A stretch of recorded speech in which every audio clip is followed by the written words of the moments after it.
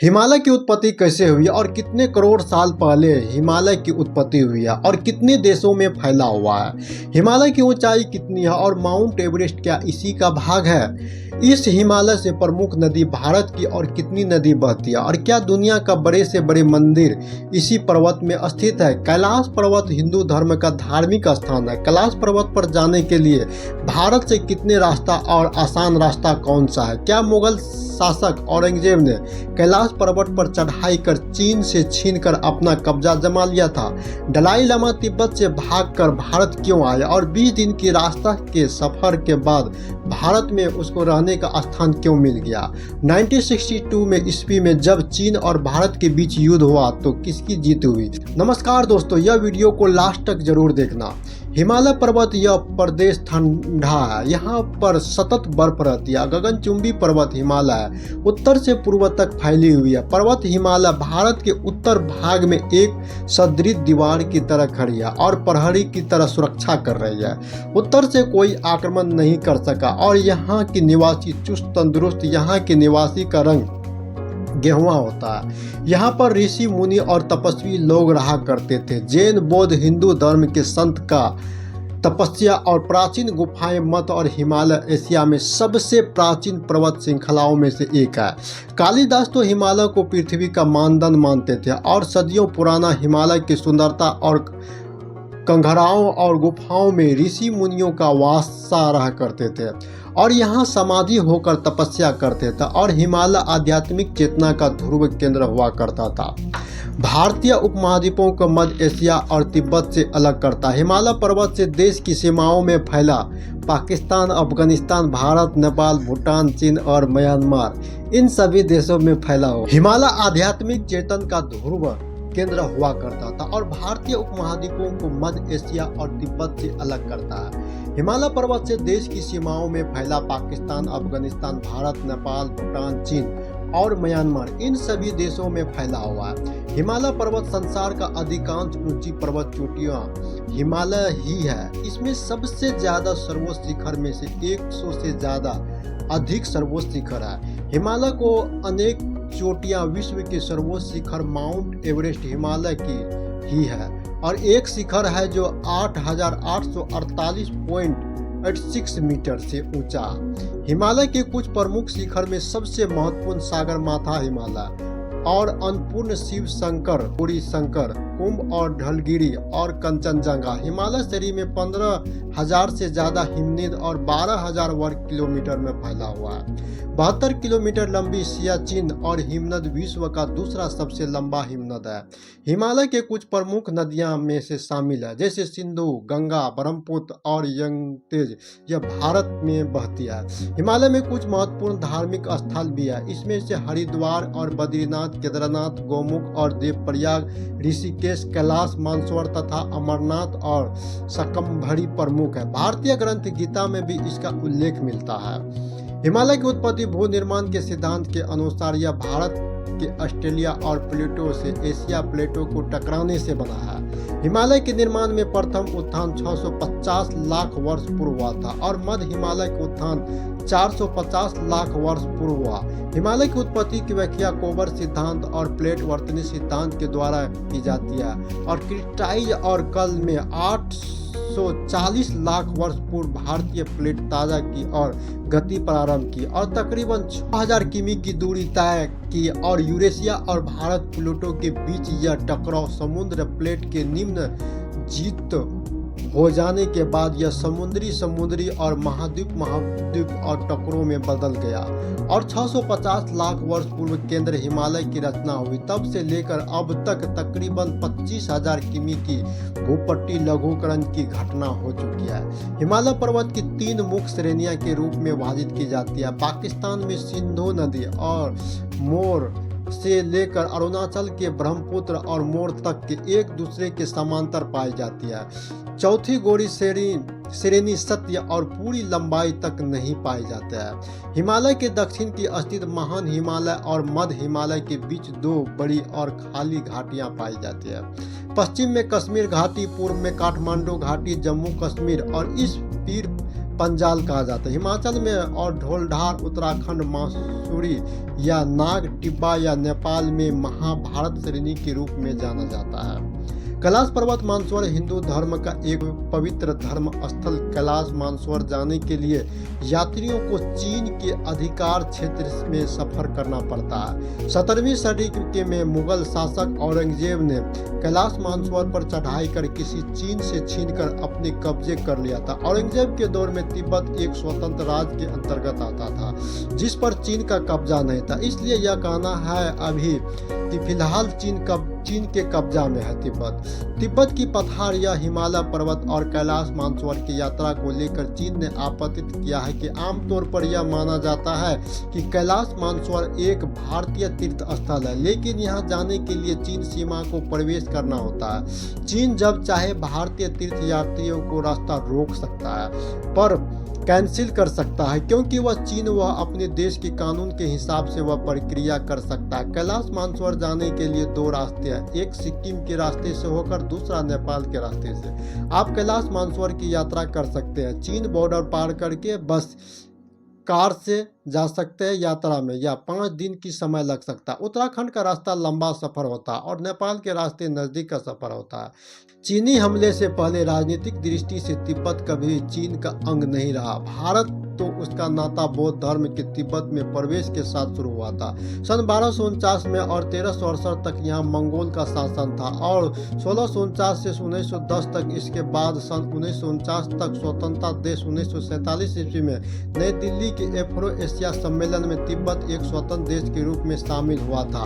अगर तिब्बत आज़ाद रहता तो हम अपने कैलाश मानसरोवर के इलाकों को भी अपने हिंदुस्तान का राज के हिस्से में मिलाते, तभी हिस्सा रखवाली रख सकते थे, क्योंकि तिब्बत हमारा भाई नेपाल की तरह। लेकिन अगर तिब्बत आज़ाद रहता तो हिंदुस्तान और चीन की सीमा मैकमोहन न होकर 70 से 80 मील और उत्तर कैलाश मानसरोवर के उस पार होना चाहिए थी।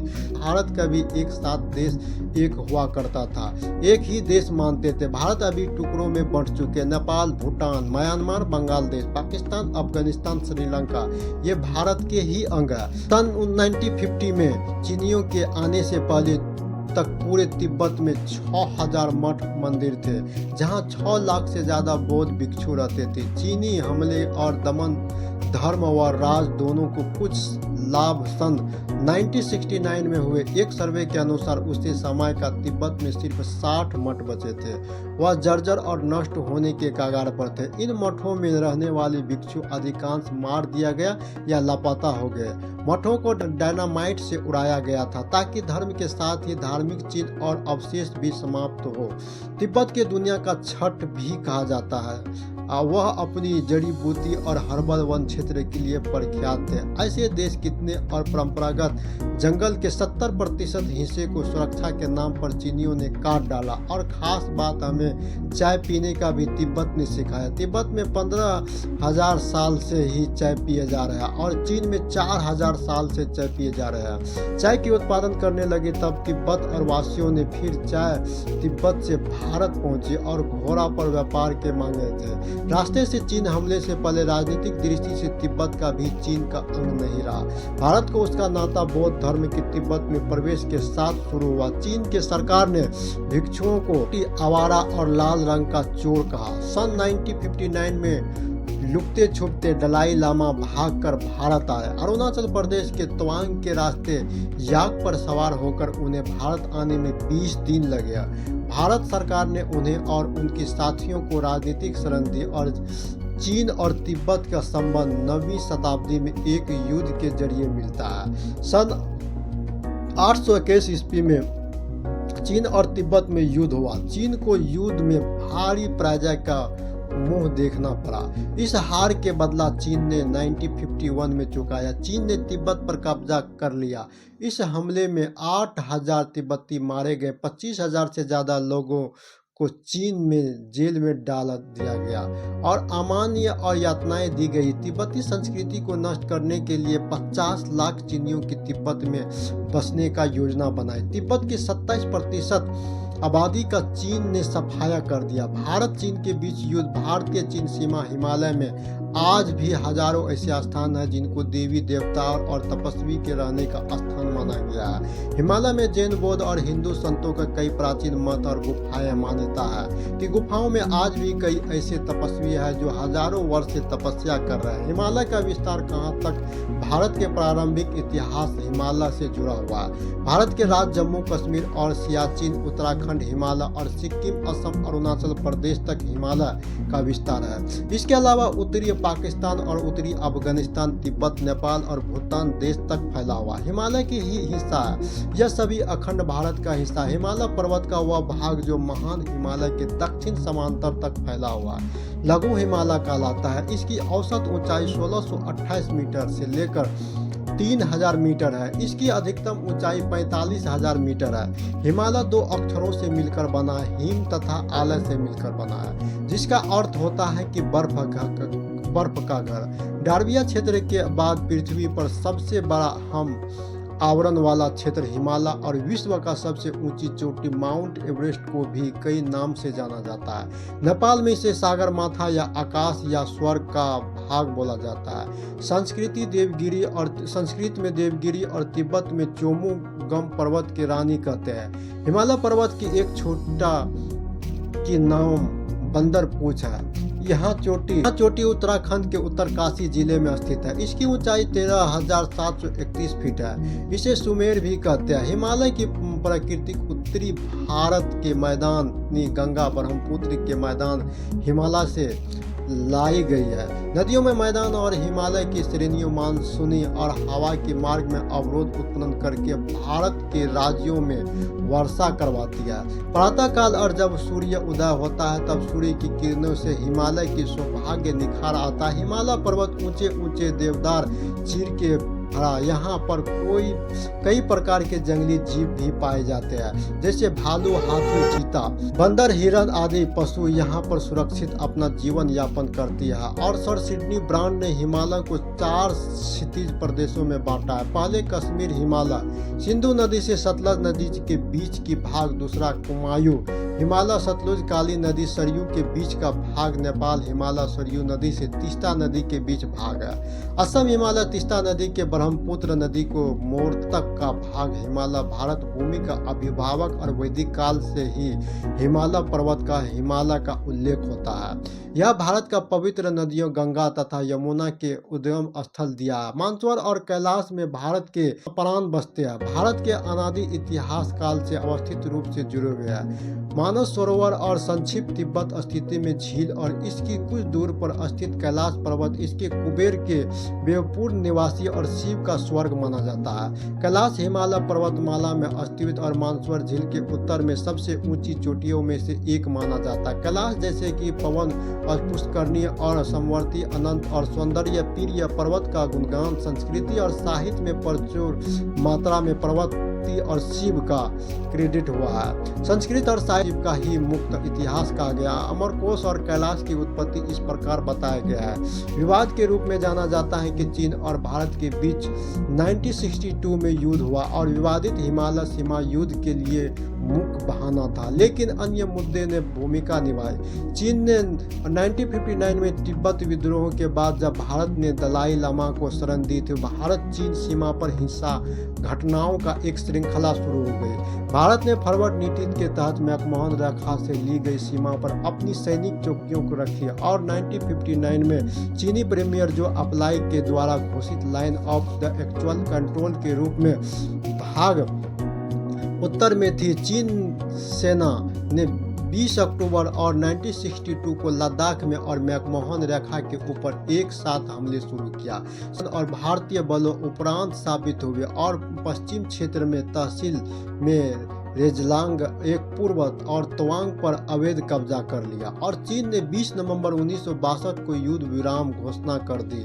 साथ ही विवादित दो क्षेत्रों में से एक से अपनी वापसी की घोषणा भी की और 1962 में भारत चीन युद्ध के दौरान अरुणाचल प्रदेश के आधे से भी ज्यादा हिस्सा पर चीन ने पीपुल्स लिबरेशन आर्मी ने अस्थायी रूप से कब्जा कर लिया था। उसी वक्त फिर चीन ने एक तरफ युद्ध और विराम घोषित कर दिया, उसकी सेवा मैकमोहन रेखा के पीछे लौट गया। भारत चीन युद्ध और कठोर और परिस्थिति में हुई लड़ाई के लिए उल्लेख है। इस युद्ध में ज्यादातर लड़ाई 4250 मीटर यानी 14,000 फीट से अधिक ऊंचाई पर लड़ी गई थी युद्ध। इस प्रकार से स्थिति दोनों के पक्षों के लिए रास्ता और लॉजिस्ट समस्या प्रस्तुत की। इस युद्ध में चीन और भारत दोनों पक्षों के द्वारा नौसेना या वायु सेवा के उपयोग नहीं किया गया था। चीन और भारत के बीच एक लंबी सीमा है जो नेपाल और भूटान के द्वारा 3 अनुभागों में फैला हुआ है और यह सीमा हिमाचल पर्वत से लगी हुई है जो वर्मा एवं तत्कालिक पश्चिम पाकिस्तान, आधुनिक पाकिस्तान तथा इसमें फैली हुई है। इस सीमा पर कई विवादित क्षेत्र अवस्थित है जो पश्चिमी छोर पर एक्सेस चीन क्षेत्र जो स्विट्जरलैंड के आकार का यह क्षेत्र चीन क्षेत्र की जियांग और तिब्बत एक स्वस्थ क्षेत्र घोषित किया। बीच में स्थित पूर्व सीमा पर वर्मा, भूटान राज्य और अरुणाचल प्रदेश और पुराना नाम आखिरकार भारत और चीन युद्ध हुआ तो रूस किसके साथ देगा। 1962 के भारत चीन युद्ध के रूस दोनों देशों में से किसी के साथ खड़ा नहीं था। तब सोवियत संघ का पतन नहीं हुआ था और वैचारिक स्तर पर चीन रूस के काफी करीब थे और 1962 के युद्ध में भी और रूस के लिए किसी पक्ष लेना आसान नहीं था और आज दोनों देशों के बीच दोनों ही है तब भी उसके लिए किसी के साथ खड़ा रहना आसान नहीं। रूस ने भाई और दोस्त के बीच लड़ाई कहा था और रूस ने चीन को भाई कहा था और भारत को दोस्त कहा था। जय हिंद।